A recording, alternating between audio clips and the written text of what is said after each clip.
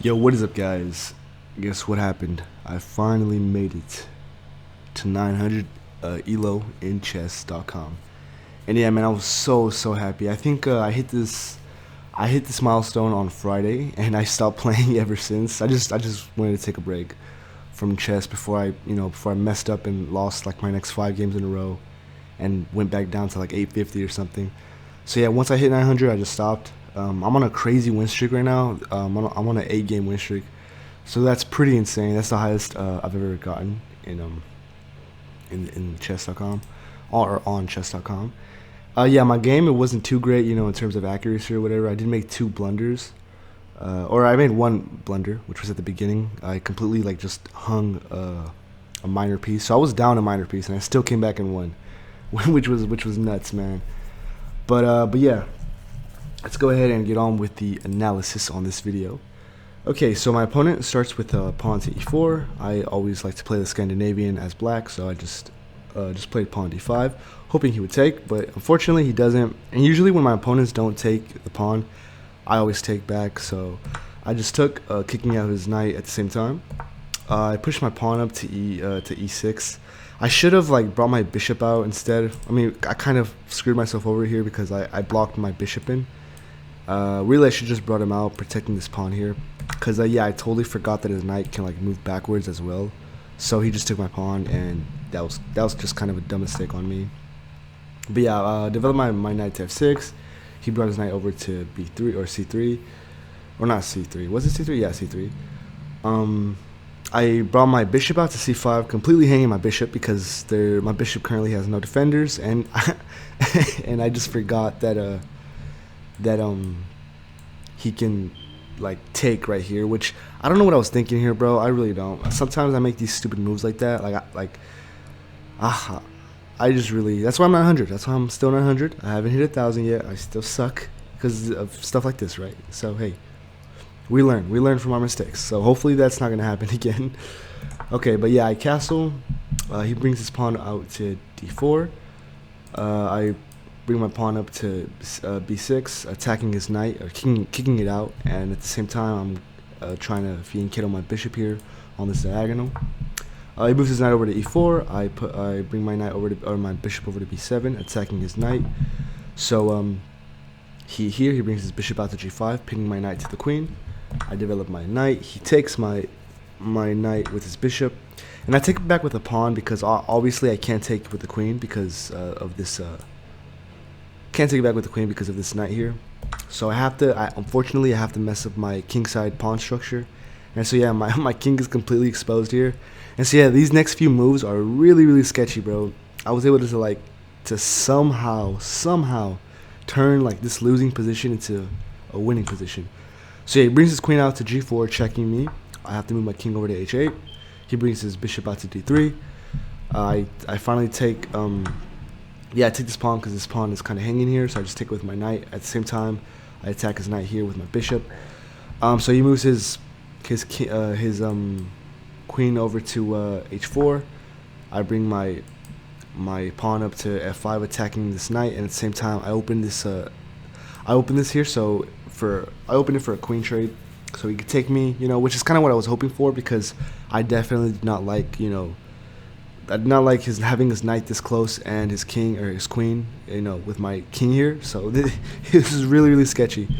So he brought his knight over to f6. What was his plan here? Yeah, so yeah, here, if I would have like done any other move and then he would have just brought his queen down here, I would have kind of been screwed because yeah, that would have been checkmate. But thankfully, I moved my king here, so if he did come down with the queen, I could just take the knight.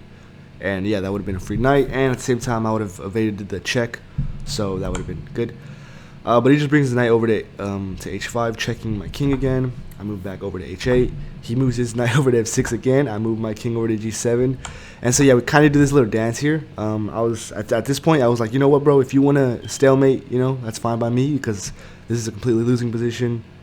I'm down a bishop. Yeah, we could end this in a draw, and I'll be happy. I won't lose as many points. But I guess he really doesn't want to go for the draw, so he finally takes my queen. I take it back with my rook on a 8 and not this one because yeah, I kind of want to move this rook over here to the g file to attack this pawn here eventually. And yeah, he castles. He should have castled long side. This was just, I don't know why he did over here. This was kind of a mistake because, yeah, obviously I'm gonna attack, this pawn here, attack the square, attack g2, and with my, and here, I have my bishop attacking that square and my rooks. So like, I don't know what he was thinking. He should have just castled long away from the center, from all the action. But it's all good. He brings his knight back over to f4. I checked the king, moving him away. Dude, I should just, well, yeah, if I would have moved here, he would have just took with the knight. So, yeah, he brought his knight back, protecting the g2 square, so that was smart. So, yeah, I just checked him with my knight on f3. He moves his knight over to h1. I move my knight back over to h4. He brings his pawn down to f3. I bring my rook over to g7. Here, the reason I just moved it up one, because I want to double up my rooks. Yeah, because that's always a pretty dangerous threat there. He moves his rook over to f2. I finally double up my rooks on the g file. He brings his rook over to g1. So yeah, here my idea was that he would take with this pawn, and then boom, I could take his rook, and he could take back. But it's still where we would just exchange some pieces here, but he didn't fall for that. So he went back up, attacking or protecting this pawn here, because that was pretty much the whole plan of my attack. So here I currently have I have my knight attacking this. I have two rooks, and then well, I don't have my bishop because my bishop is yeah. So I just took because now I could attack the center here, which was a better. But he brought his bishop back to f1, protecting this pawn here on the g file. And I just brought my pawn. I pushed my pawn up to e5, kicking out the knight, so that way this pawn would have one less defender. He brings his knight over to h5, attacking my rook, and so yeah, he just leaves a completely hanging piece there. So yeah, now at this point we're back to even, and I'm kind of have the advantage now because I'm still the one with the initiative attacking, and so yeah, man, this is looking really good for me at the moment.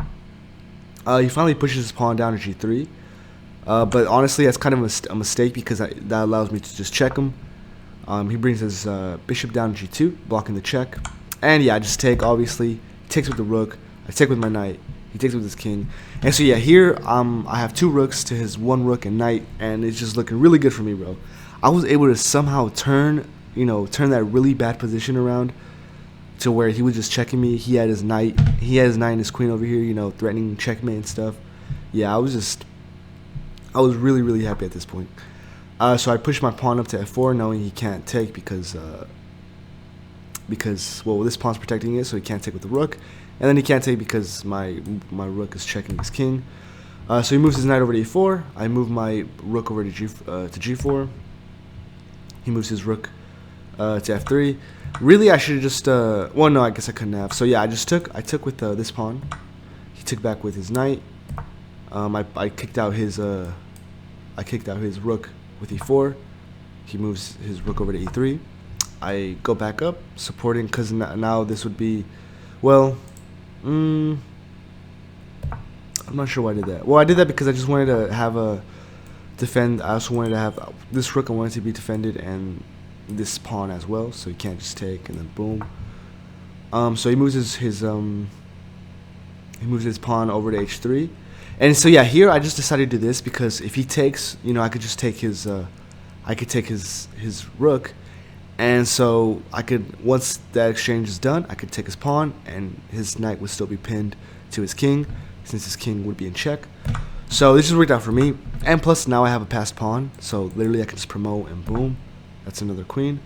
So yeah, he moves his king over to f1. I take the pawn on g4.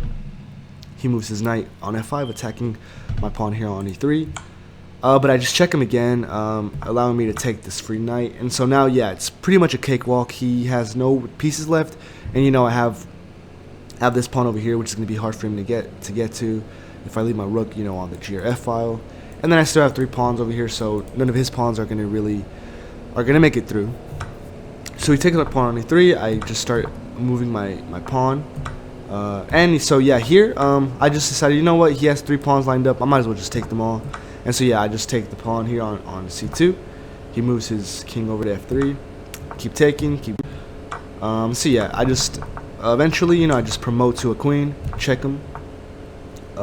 while I'm checking, but I moved back so I can get a back rank checkmate on the right side.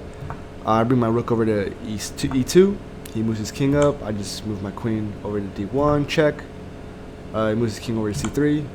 Rook c2, check. He moves his king over to b3, checking with the queen. And then finally with the rook.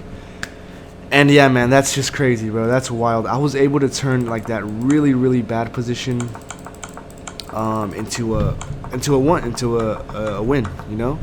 Which I just and then this was my 8th game in a row that I won. So like I'm on an 8-game win streak. You know, it's probably not gonna last too much longer. But but man, I'm just really, really happy. I finally hit 900.